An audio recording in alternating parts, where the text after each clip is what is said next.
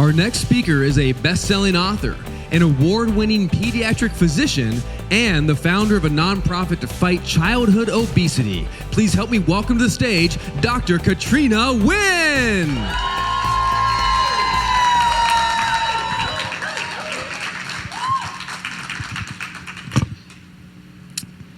So there I was, held by my mom onto a fishing boat in April 1975, when my family was escaping communist Vietnam. I was the youngest of 8 kids at the time, 14 months old, when my dad brought my family onto his fishing boat out of faith that God had a better plan for our family. My parents had no money. My mom even traded her only gold necklace for rice to feed the kids. My dad hoped that we would be rescued by a merchant ship if we just headed out to sea.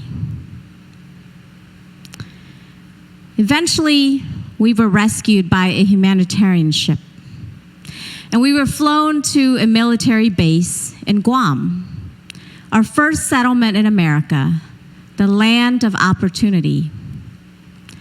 Well, the opportunity almost didn't happen because I was so ill in that refugee camp in Guam that my parents were looking for a burial site for me.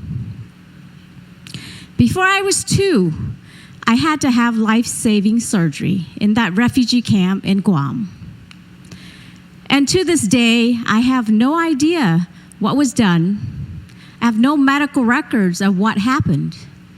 But all I know is that day, a doctor saved my life.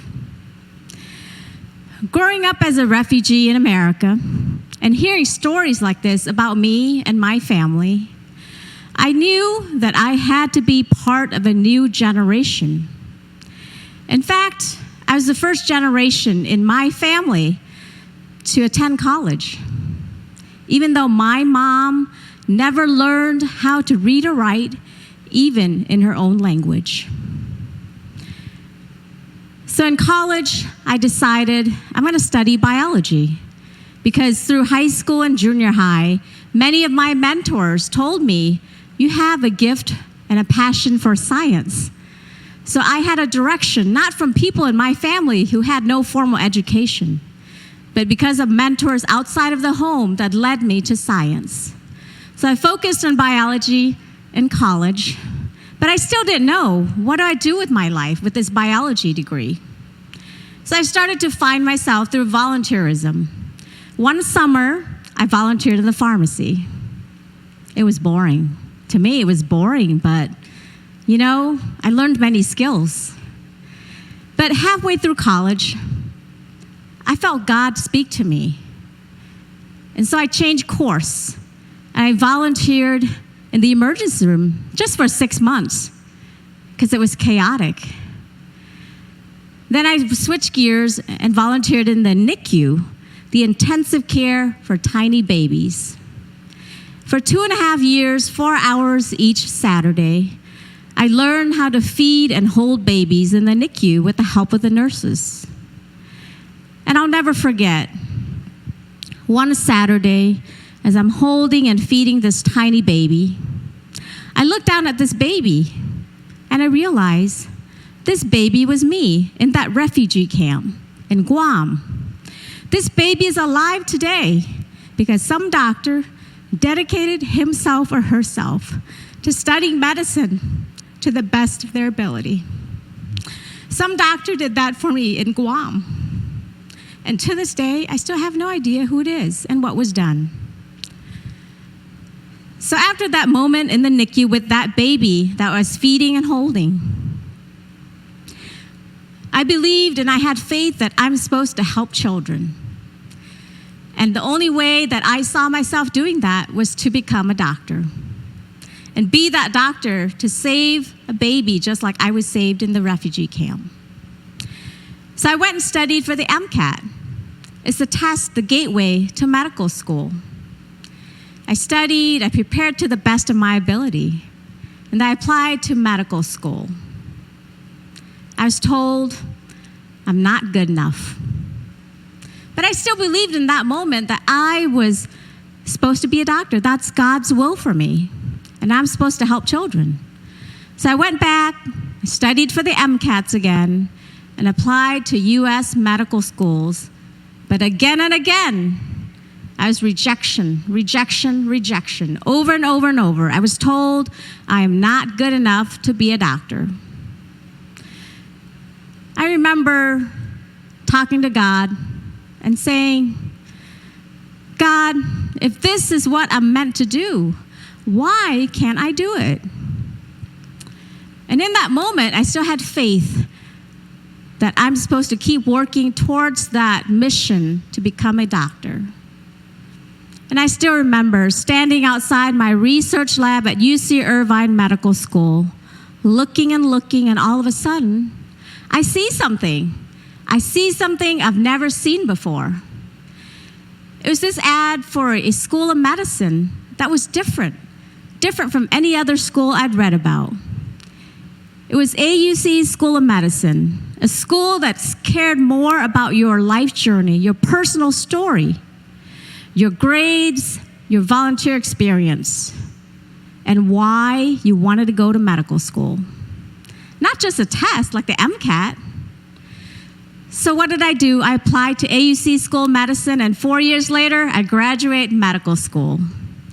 And over the last 2 decades, there's been different iterations in the way I practice medicine. But I've always focused on pediatrics, helping children, and helping people heal the right way. And today, I'm grateful because I get to practice telemedicine with my Catholic doctor.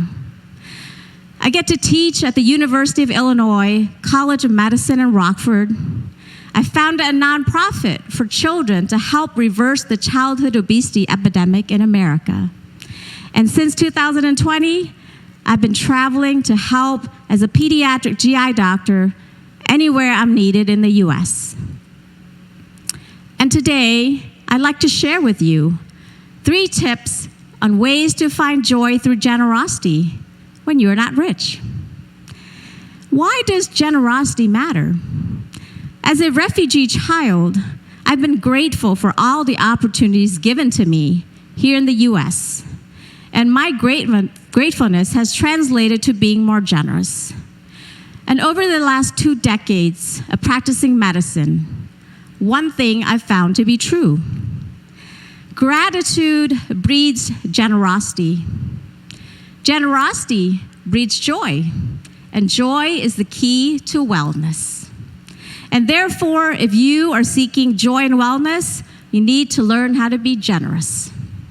In my book, Live to Give, I teach about 3 concepts of generosity. The first is to be generous with your time, be generous with your talents, but least importantly, be generous with your treasures. Many people think in order to be generous, they need to be rich, but I beg to differ. Of those 3 concepts of generosity, the most important concept is to be generous with your time. Because why? Time is the most precious thing you can give, because time is something you can never get back. If you think of your time not as your own, but really time that you can share with the world, you will use your time more wisely, not wasting time watching too much TV, scrolling through social media. You actually use that time to make a difference and an impact in people's lives and in your community. If you waste time on other things, you'll never have the opportunity to make that difference. And I'll never forget my patient, Caleb, who I met in 2010. He was brought by his mom to see me for a second opinion because he was having feeding difficulties and he was losing developmental milestones. She had brought him to see many specialists, but they all told him, and told her that whatever was going on with him was normal. So she went on Google and looked for a pediatric GI doctor within 200 miles of Columbus, Georgia, and she found me. And I remember spending hours and hours with her in the clinic and finally convincing her that she needed to have Caleb admitted to the hospital for a workup. And along with other specialists, we were able to nail down Caleb's diagnosis of spinal muscular atrophy. It was a devastating diagnosis for Caleb and his parents. But instead of dwelling on the diagnosis, they used his diagnosis to find ways to help other children, not just Caleb. So they invited me from 2010 to 2014 to speak at the annual 5K event for SMA. And together with Caleb's family, we were able to raise awareness about SMA and also research funds to find treatment for SMA. And because of their time and my dedication to helping them as a speaker at these events, currently 18 out of 50 states has gene mutation screening for SMA, which had never been available before 2010. And not only that, research money was raised so that both Caleb and his sister were enrolled in clinical trials. Caleb's life expectancy at the time I met him was 2 years. He is currently a thriving teenager. And his sister was in a clinical trial since infancy. And she currently, even with her SMA gene mutation, she has no symptoms of SMA. Could you imagine using your time so powerfully that you can make a long-lasting impact in your community for generations to come, like Caleb's family? I believe that if something is important to you, you'll find a way. But if something is not important, you'll find an excuse. And I believe that generosity should be important to any one of us who's seeking joy and wellness. I look forward to helping you and all the people you know about being generous and striving for joy and wellness every day of your life. I thank you for your time and appreciation of giving me the time to speak to you today.